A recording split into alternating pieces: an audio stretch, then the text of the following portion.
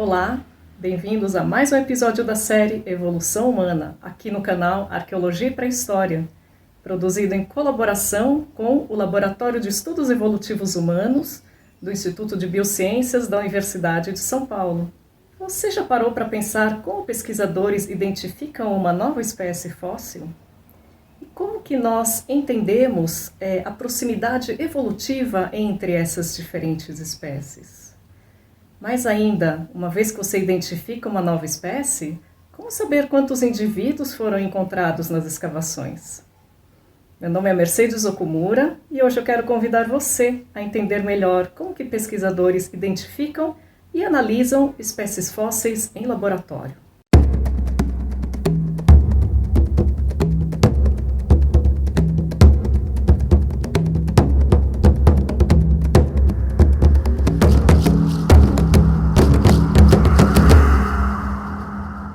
Aqui no canal Arqueologia e Pré-História nós já temos uma série de vídeos que tratam sobre escavação de fósseis, então nós não vamos falar sobre esse tema aqui.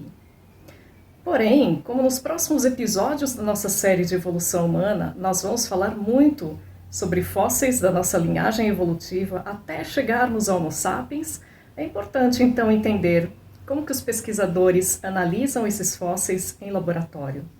Ou seja, como são feitas as análises desses fósseis depois que eles já foram escavados e retirados do seu local de deposição original.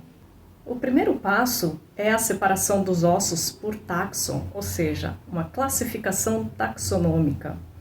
Isso envolve entender, por exemplo, se determinado osso pertence a uma classe, família, gênero ou espécie conhecida. Então, por exemplo, você tenta determinar se aquele osso que você está analisando pertence à classe dos anfíbios ou dos mamíferos, por exemplo. Se for um mamífero, será que é da ordem dos marsupiais? Ou será que é da ordem dos roedores? Ou será que é de alguma outra ordem? E assim vai sendo feita essa classificação, até, preferencialmente, chegar a nível de espécie. Uma vez que você tenha classificado os seus ossos em termos taxonômicos, é o momento, então, de entender qual o número mínimo de indivíduos que existe naquela sua amostra. Para isso, você, então, separa as partes anatômicas. Então, por exemplo, você vai separar um crânio de um fêmur. E, para alguns ossos, por exemplo, que nós temos lado direito e esquerdo, nós, então, separamos esses ossos de acordo com os seus lados. Então, por exemplo, se você tem dois fêmures esquerdos, você já pode inferir que você tem, no mínimo, na sua amostra, 2 indivíduos. A identificação das espécies encontradas nas escavações é geralmente feita a partir da anatomia. Isso porque é possível identificar espécies a partir do seu DNA. No entanto, essa extração de DNA a partir de ossos, ela é bastante custosa. E nem sempre esse DNA está preservado.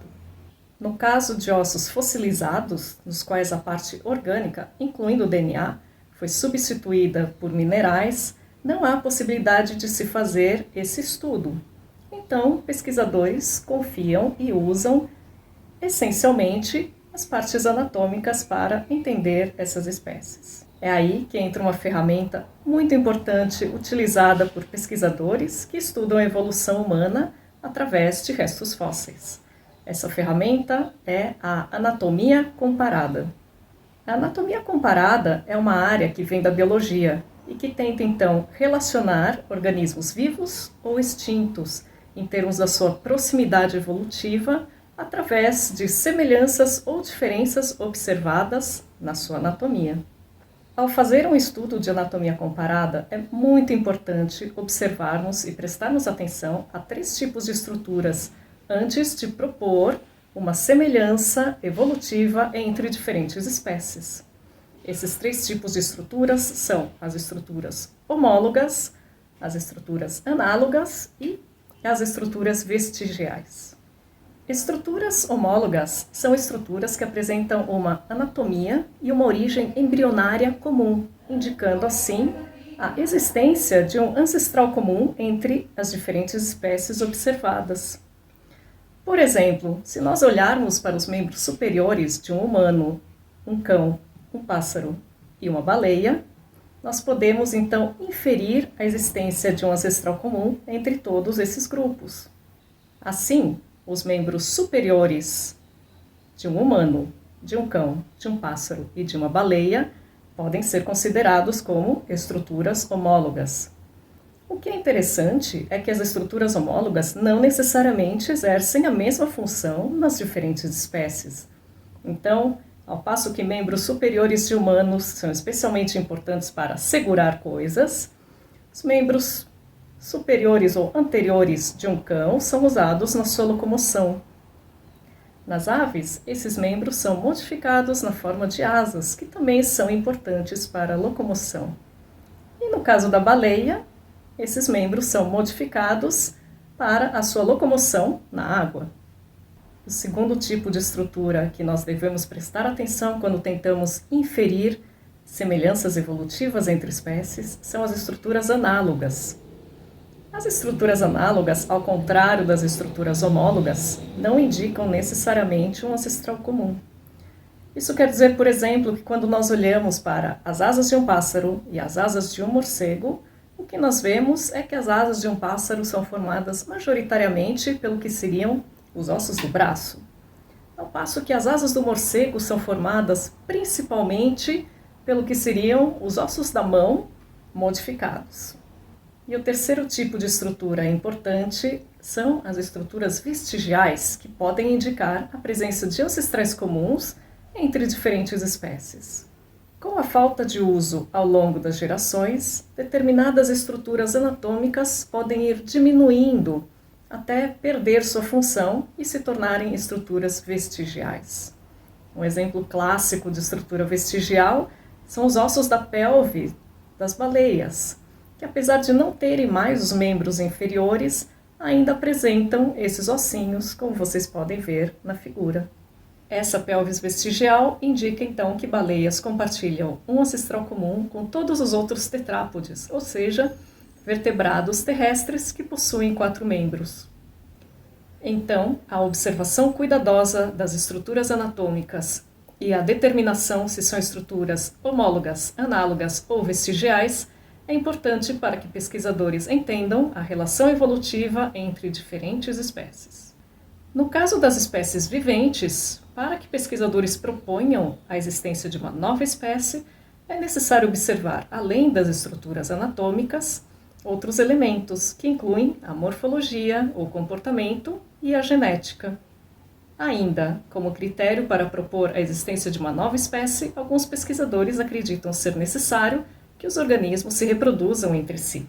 Como fazer então quando nós lidamos com espécies fósseis, as quais não podemos observar essa reprodução entre indivíduos?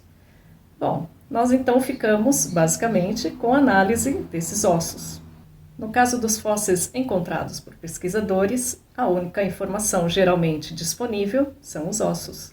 E então, pesquisadores podem propor a existência de uma nova espécie baseada nas diferenças anatômicas entre esse novo conjunto de ossos encontrados e os ossos de espécies já conhecidas. Apesar de parecer pouco, é possível inferir muita coisa ao estudarmos esses ossos.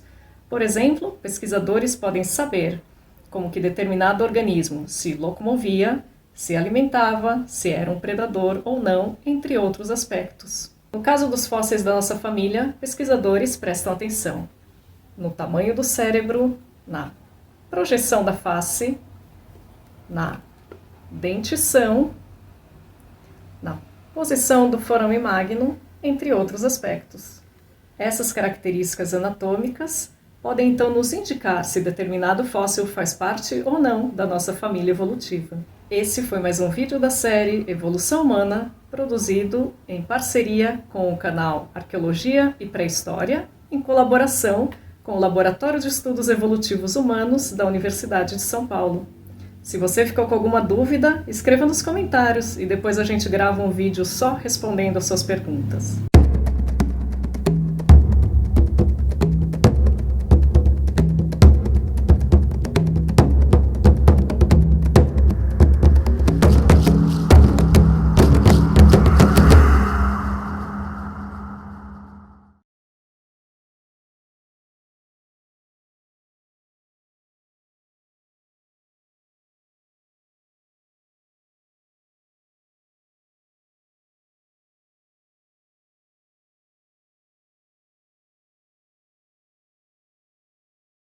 E não perca o próximo vídeo, quando a gente vai falar sobre o surgimento da bipedia e a importância dela para a classificação de fósseis na nossa linhagem evolutiva. Até lá!